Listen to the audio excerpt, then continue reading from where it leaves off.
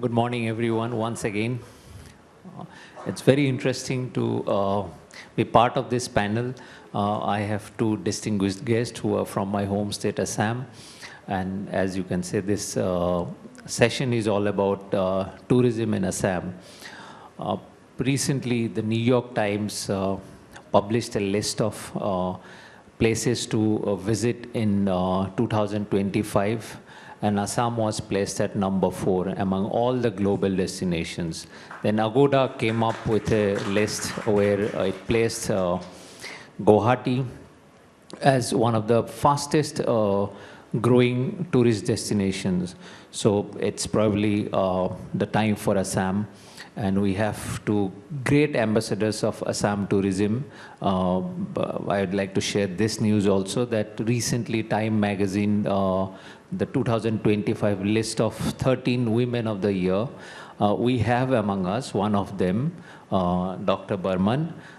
She was selected among people like stars like Nicole Kidman. So we are proud to have you here. I'll start with Padmapani. I'll call him Padmapani because he's also my college junior.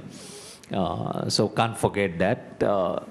So how did this happen, Padmapani? Once Assam was known for terrorism and bomb blast and many other things. When I first came to Delhi, people were scared to go there, and now it's finding place in global list.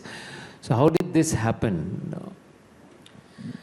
First of all, I'd like to thank India Today Group for organizing this event and also having this panel discussion on Assam tourism. Kaushik,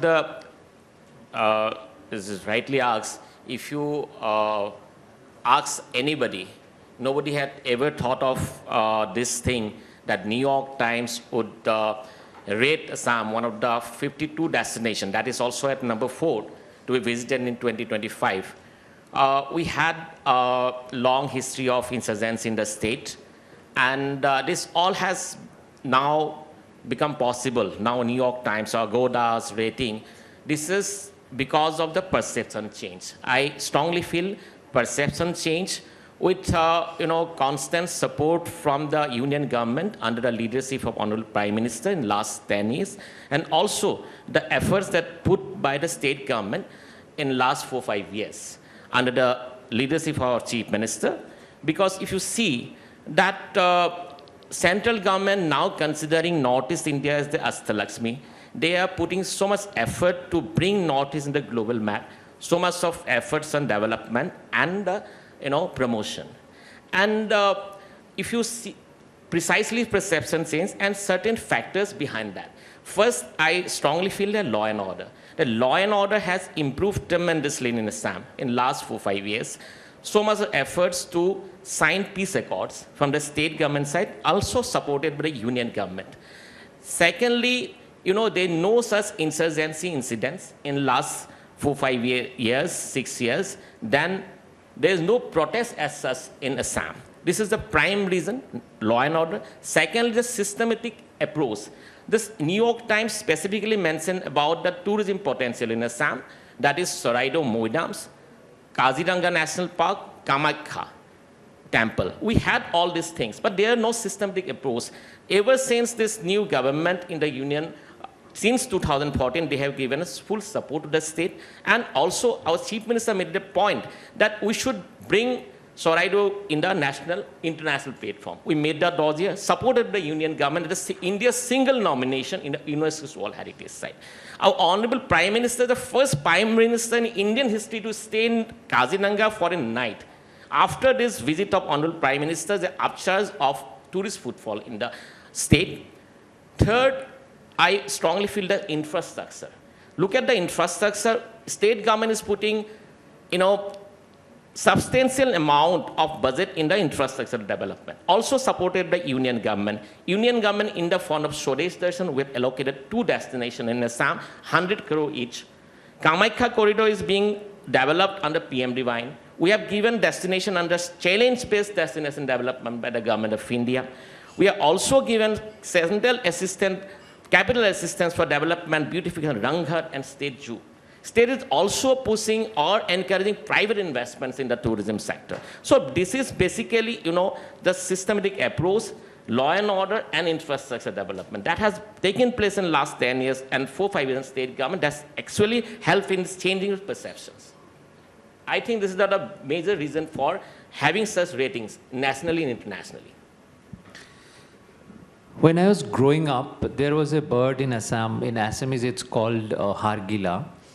In English, it's greater adjutant stork. And it used to be everywhere. Then I realized that it became extinct.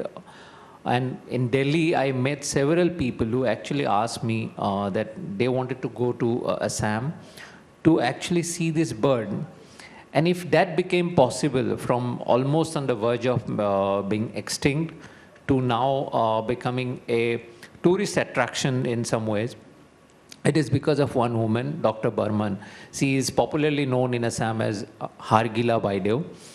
And because of her efforts, that bird also has contributed to some extent in Assam tourism. Now, I want to bring this part, ma'am. Conservation or environmental activists, how actually they can play a part in managing or increasing tourism in a state, because it's often seen as a contradictory thing, because in most places we see that environmentalists protest about tourism invasion, if I can use that word, but you are actually indirectly contributing to Assam's tourism. How do you see how actually both forces can work together? Thank you so much, Mr. Kaushik Deka. So I'm so honored to be here. Thank you so much for inviting me. Thank you so much, India Today, for inviting us and for bringing Assam to the global spotlight. And yes, and I'm very blessed to hear that you keep hearing about the Hargila. Good morning, everyone, and namaskar from Assam. And so as Mr. Kaushik has told you about the bird, I think you might be very curious. So, and I also want to share that although I'm mentioned here, introduced here as Purnima, so please forget my name forever. I come here as Hargila birds. Wherever I go, I go as Hargila birds, and I want everyone to represent one bird or one species and give voice, and I think the world will be so beautiful, right? So I thank you so much. Could you see the Hargila bird in my Assamese traditional Mekhela Sadar? Could you see? Yeah, maybe I can come to the front. Yeah. This is made by our women, Hargila Army. We have more than 20,000 women who are called as Hargila Army. So they give voice for these birds. So it is a community-based conservation story led by our women. And so you can see the Hargila birds, I think, in my ears also, and in my neck also, in my soul. And I want to spread this love for Hargila birds from my heart with all of you. And I think we can soar like Hargila to Assam, right? Thank you so much. So as I'm asked about the conservation and tourism, and I must say here about the sustainable and responsible tourism, and I think it is so important. And I would say that conservation or community-based story and tourism, they go hand in hand. And when, for example, in our area, we have, as I have mentioned, that our women who are called Hargila Army, people nowadays people who come to Assam, they go to meet our women, our communities, and they feel so proud, they feel so honored that tourists come to meet them, tourists come to see the birds, and this is also boosting up their efforts in conservation. So I must say that that helps a lot in conservation. And I also want to, I think it is very important to share here, because I got this opportunity, as Mr. Kaushik has mentioned about this bird, how it got extinct. So can you believe this bird was treated as bad omen or bad luck or a disease carrier? When I started my work, it was so challenges. And once our communities have realized, and when they stand out for these birds, and they now bring this bird from a bad omen to a cultural icon. So when he said about conservation, so it is all about all about our communities who are doing conservation and who are changing the bad omen to a cultural icon, and this cultural icon now attracting many people, many tourists. So we are very blessed. I think, we have to do. And yes, for example, the birds are in a breeding season. They are laying eggs. So at that time, when tourists go, we have some mandate. We keep telling them that you can observe them from far, or maybe you cannot go to all the locations. You can see them from far by taking a binoculars, and rather you please go to the loom, to our Hargila Learning Center. You go to the loom, see the birds here, meet the people, and experience the culture, the tradition, the dance, and the coexistence. So yeah, this way we educate the tourists. And and when I spoke about the nesting birds, the breeding birds, I must say, I think this is one of the, it's very, people all over the world love it and want to see it. So we, in Assam, we celebrate baby shower for the Hargila, which we call as Panchamrit, like you do as God Bharai. So baby shower for Hargila, like the way we do for our Assamese expectant mothers, and people love it. And it's just a connection. It's like how our women, how our communities got emotionally sensitized and they do their actions. So we integrate the birds into our tradition and cultures. And getting this as an opportunity, I invite each of you, please spread this message and come and visit our Hargila birds and meet our communities, meet our women, Hargila Army. Please come to Assam. We have many things to explore. You can experience. I think Assam is an emotion. Assam is beyond what we think. Please come. Thank you so much. Padmapani, you have got a ready-made ambassador. That too without any fee. We have got the global attention, but are we ready for it? Why I'm asking you this question is because as the government machinery, you can probably create the infrastructure, but one major part is, as Purnima Baidu said, or Hargila Baidu said, the sensitizing the population, the local population, because like in a state like Goa or in Rajasthan, the people over there, they are exposed to tourism, not so much in Assam. So what is the government doing to integrate local population into this adventure? See, with this increased footfall in the states and also the recognition, our responsibility has definitely increased, and state government is highly concerned about that. We have different training institute in Assam that is training for the various hospitality segments. We have at government level, also in private level. We have hospitality institution that we have collaborated with Tata Trust, and that is running in Sonapur area. We have trained our hospitality manpower so that we can provide a world-class service to the tourists they are visiting Assam. Along with that, we are trying to engage the local communities through our homestay program. We have a cluster-based homestay in Assam that we are supporting tourism self-help groups with capital subsidy, also marketing and promotional support. There is totally community-driven homestay policy that we are trying to engage. We are giving this support to 10 member of groups. So this community is involved and trying to engage in the local areas, local communities, also through our tea tourism investment and also promotional policy. Government is providing capital subsidy to iconic tea bungalows and also trying to tea communities, tea tribes communities to these hospitality sectors. Such hospitality projects already are in operation places like Dibrugarh, Kaziranga, and also recently Tezpur, and being managed by professional hospitality groups. They are also engaged in the local communities. So somehow I strongly feel people from outside Assam and from the other parts of India and globally also have never encountered any particular such incident in Assam that we are not hospitable. People from Northeast are very hospitable, I strongly feel, and people prefer to visit Northeast. And at the same time, we are also trying to outreach through various training programs that is for drivers, taxi drivers, because they are the first encounter, tourists encounter taxi drivers along with the safaris, Kaziranga and other places, and also service sector manpower. So I strongly feel that in coming days, we are very much equipped to meet such challenges and very much keen to welcome tourists nationally and globally. Hargila Vaidu, if you have to give one suggestion to Mr. Bora about how to improve tourism, sustainable tourism, of course, what would that be? It's a direct, you can communicate directly.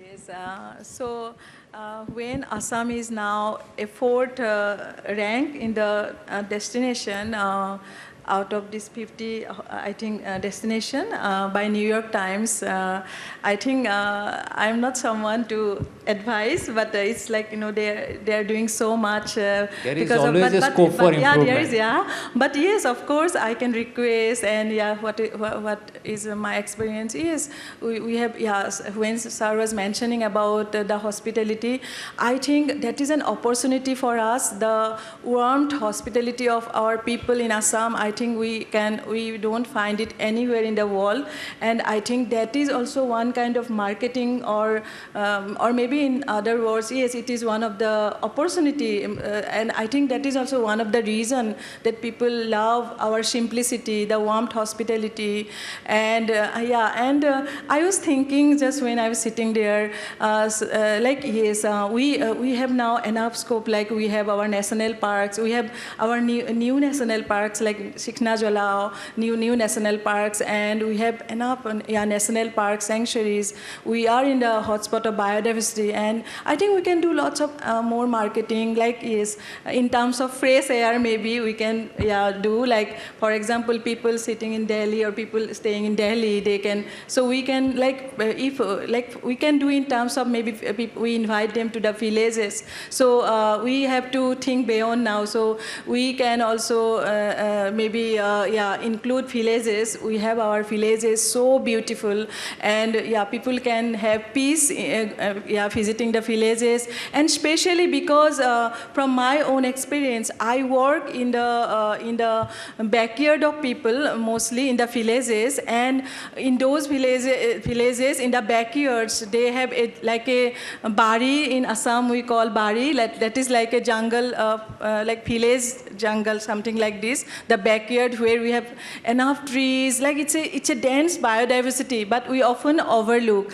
So we can do those resource also as a marketing, and I think they are the lung of our biodiversity. And I would say something, when people keep visiting, yes, and I must acknowledge here, many people, after this New York announcement, so many people like conservationists, researchers, they kept calling me, wrote to me, congratulated, and they said, people, like, you know, it's like, it's just a blessed moment for us. And I must say something from my own experience. For example, when some people, conservationists, recently director of ecosystem from UNEP, Ms.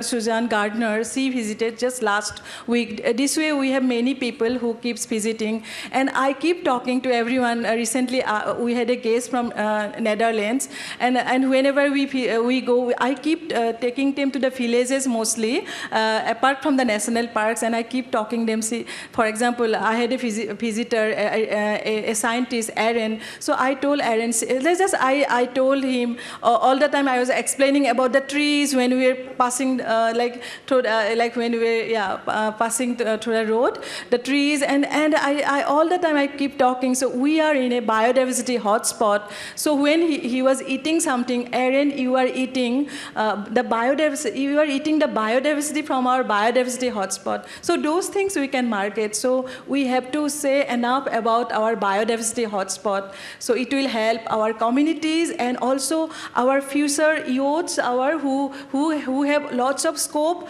to do work on our biodiversity. So so in terms of tourism also and research also. Thank you.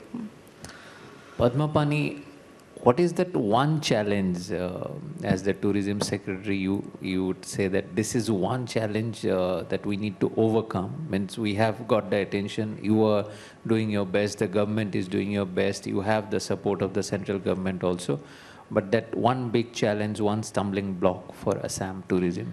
Again, I'll tell the change in perceptions. Because, we have started getting tourist footfall in the state. We are working on that. We are trying to build up new infrastructures in a sustainable manner. We are getting support from the central government. We are getting recognition. But obviously, still some people have that apprehension whether to visit Northeast or Assam. Is it safe or not? It's completely safe. That perception has to be changed. This is the biggest challenge I feel we need to overcome. And now we are totally free of insurgency. Law and order has improved. We have infrastructures, and we are coming with some new tourism product, because we have conventional tourism of wildlife, temples, we have hills, we have various other destinations, adventure destinations, Namiri or Panimor, but we have come with some new the products like tea tourism, river tourism, also wedding tourism, and this year budget we have announced concert tourism. Assam is going to organize international concert this year, and we are trying to make Assam a all-season destination. This is not restricted to seasonal tourism of Kaziranga or any other things. We are going beyond that. So we welcome all of you and urge everyone, you change your perception, visit Northeast and Assam. We are ready to host you. Before New York Times recognition came in, before Agoda recognition came in, India Today recognized Assam as a tourist destination or a place to go. So much so that our editor-in-chief and chairman, Mr. Arun Puri, celebrated his 80th birthday in Assam last year. So that recognition has already he called come. up that time. We are happy to assist we have already that time. stamped this. Thank you so much, Padmapani and Hargila Vayu, for being here. It was wonderful having you among us. Thank you. Thank you so much.